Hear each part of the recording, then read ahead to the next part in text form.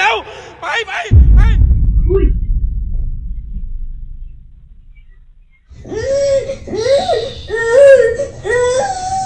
Okay, baby. You're scaring me, honey. I don't see anything.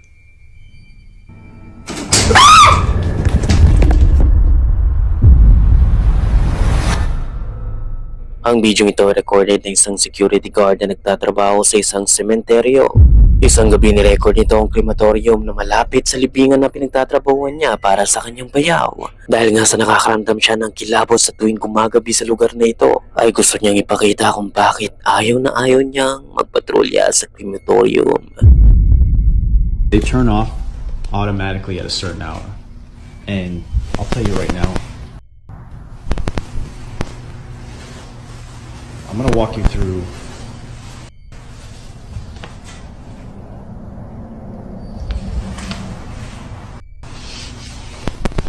now I have a friend that works that he would see and hear things coming from these furnaces when they're burning the bodies. So when I'm walking through here, they usually put the urns out. Upang maimsan ang kabang nararamdaman niya, ini-explain niya ang loob ng cremation room nang biglang ito ang mangyari. To send to the families. So when I'm walking here at night, I walk right by these urns that they put on these tables here. And then I come down, freaking out.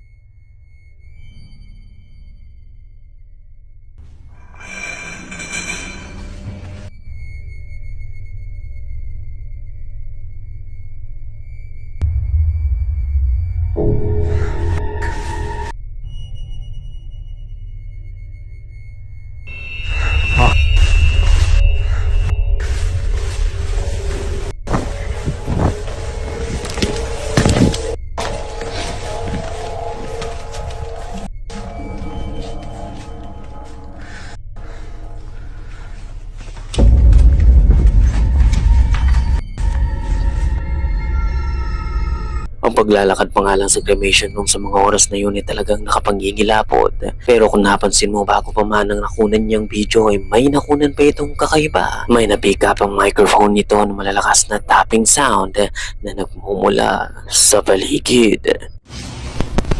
Now I have a friend that works. Ngayon may posibilidad na maaaring ang chamber lamang ay nag-create ng sound, pero ang sumunod na nangyari talagang ibang usapan na. Out of nowhere biglang nag-vibrate ang isang fern.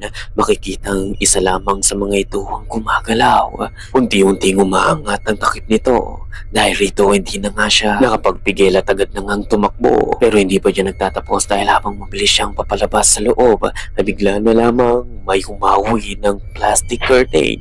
Tila ba may lumabas mula rito. Sobra siyang nangilabot sa lahat ng mga ito at kaya naman nagpasya na siyang umalis at umuwi ng bahay nila. Agaran niyang minessage ang boss nito. Simula na mga karanasang yun ay malamang sa malamang ay iiwasan na niya ang loob ng cremation room.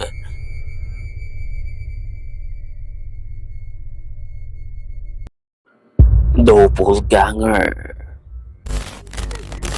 Ang video namang ito ay nag-viral sa TikTok at umabot ng 13 million views. Na-upload ito ni Aki Giovanni. According sa footage, bigla na lamang dumating ang asawa nito na nakatoga sa night shift. Labi siya nagtaka dahil hindi pa oras ng pag-uwi nito. Worth to mention na ang TikTok nito ay walang kinalaman sa any paranormal.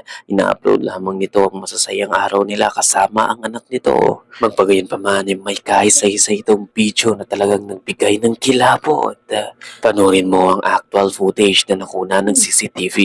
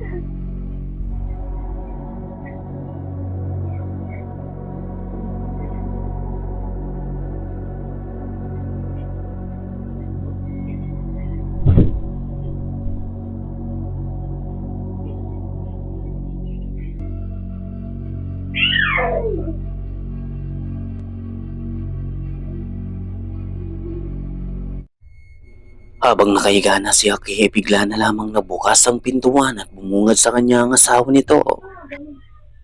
Labis na nagtaka si Aki dahil hindi pa ito ang oras ng uwian nito sa trabaho.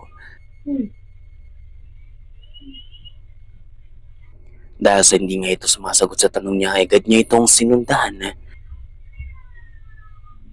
Sinundan niya Aki ang asawa sa hagdanan habang pababa ito at laking gulat niya nang makita niyang nakapatay ang ilaw at sarado ang mga pintuan. At this moment, na-realize niyang hindi ito ang asawa niya kaya agad siyang tumakbo sa itaas upang kunin ang anak nito. Agad niyang tinawagan ang asawa at sa katunayan ay nag-viral ito na siyang na-future pa sa balita. Ko kagad sa kanya, ba't ang aga mo? Tapos, ang pinakaayaw ko sa lahat, yung hindi ako sinasagot. Tapos, nakatingin lang siya, nakatitig lang siya sa akin without emotions that time. Tapos, kung napansin ko lang na walang anino, baka nagsisigaw na ako. Pagbaba ko din ng hagdan, parang nagtaka ako na ang dilim. Tapos, tinatawag ko siya, Frank, tinatawag ko siya na walang sumasagot. Tapos, nung pagtingin ko dun sa pinto, naka-double lock siya. So, doon ko din na-realize na wala siyang susi. Hindi lang yan dahil napansin din ng mga viewers na tila ba merong distorted voice na umiiyak. Ikaw, Kamulti, naka-experience ka na rin ba at nakita ka na rin ba ng doppelganger?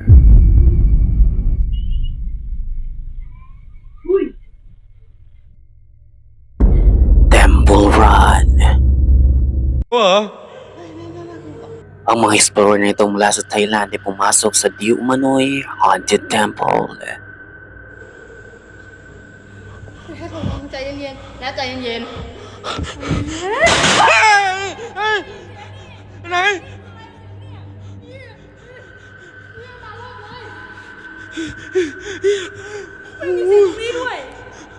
เสียงแม่งอยู่ทางหลังแล้วสวัสดี 4,000 ท่านนะครับฝากขอจอเข้าใจหน่อยครับพี่ เฮ้ย Out of nowhere, nakarinig sila ng mga iyak ng bata sa paligid. ๆโหฟังรู้เรื่องปะวะเนี่ยหนู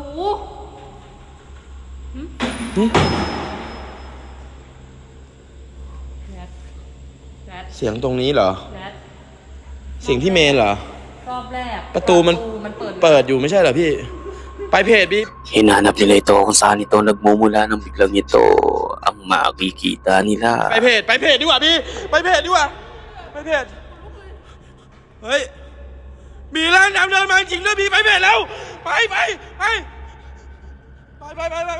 Isang dark figure na may mahabang buhok ang siyang nakatayo pala sa gilid na pinagmamasdan sila. เดินมาจริงด้วยพี่ ไปเพจแล้ว ไป Of course, they ran faster as they could. But you are the judge if it is real or just a hoax lamang, Kamulti. เฮ้ย มีร่างดำเดินมาจริงด้วยพี่ ไปเพจแล้ว ไป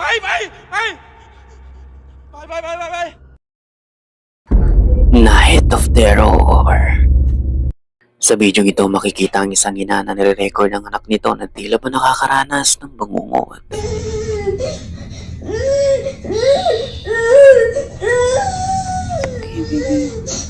Ang anak nito ay ilang linggo nang nakakaranas ng night terror. Pero ayon sa doktor nila ay normal lamang ito lalo na sa edad ng anak nito. Pero isang gabi ay tila ba mas naging malala ang night terror na naranasan ng anak nitong babae. Sa sobrang intense nito ay nagtatatakbo ito sa kwarto ng nanay niya. Kaya naman agad itong nirecord ni Elia upang may pakita sa doktor nila kung ano nga ba talaga ang nangyayari.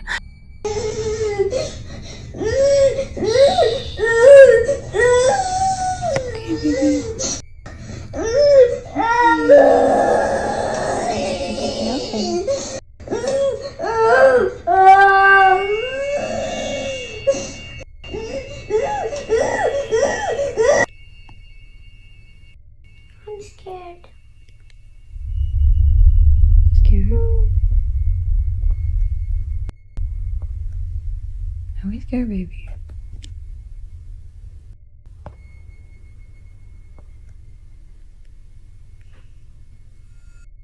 Come on, here, pickle. Come here, pickle.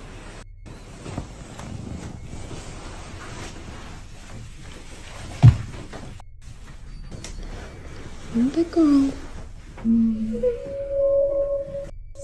It's okay.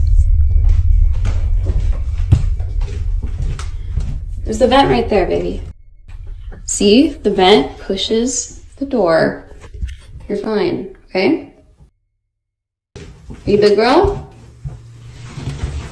Feel scared, just remember.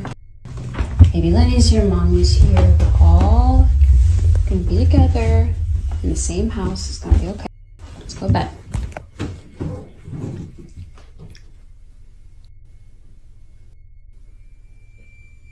What's wrong, Cora?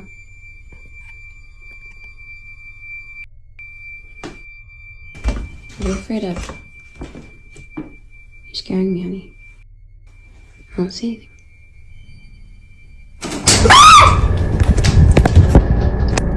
Nang makita ni Elia na nakatingin ng anak nito sa blinds ay agad niyang itinutok ang camera rito. Nang biglang sabay-sabay na nga itong nagsara. Ang nakakagulat ay sabay-sabay itong nagsara na talagang mas nagpakilabot sa mag-ina. Of course, tumakbo na nga ang mag-ina at bumalik sa kwarto nila. Kinabukasan ay piniliwanag niya sa video na ang bintanang ito ay hindi lang basta magsasara ng sabay-sabay. Mag-close ay dapat merong humawak nito ng sabay-sabay. Na tila ba merong unseen force na siyang nagsara nito. You have to be physically standing by the blinds in order to close them like this. All four of them closed at the exact same time. There's not electronic, it's not battery powered, it's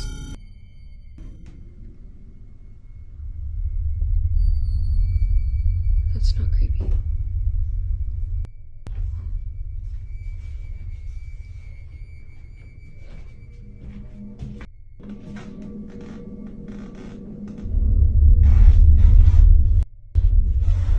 Trying my best not to freak out.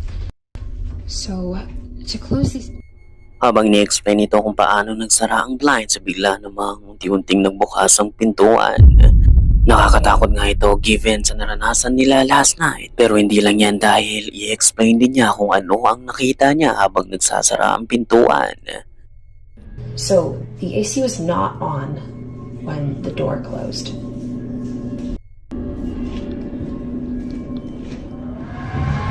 It's very loud. And you can hear it coming from the vent.